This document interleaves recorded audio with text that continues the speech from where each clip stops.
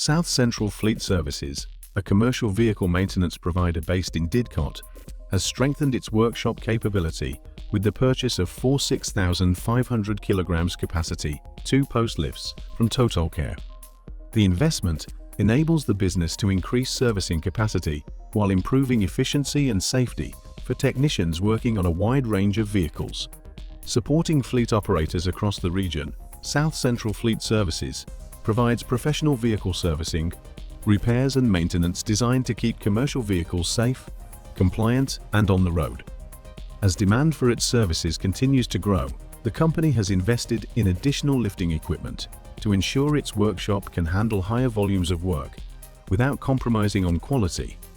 The new 6,500 kilograms capacity 2-post lifts provide a robust and versatile lifting solution, allowing technicians to safely raise vans and light commercial vehicles for inspections, maintenance, and repair work. Designed for reliability and ease of use, the lifts offer clear access to the underside of vehicles, helping technicians complete tasks more efficiently while maintaining a safe working environment.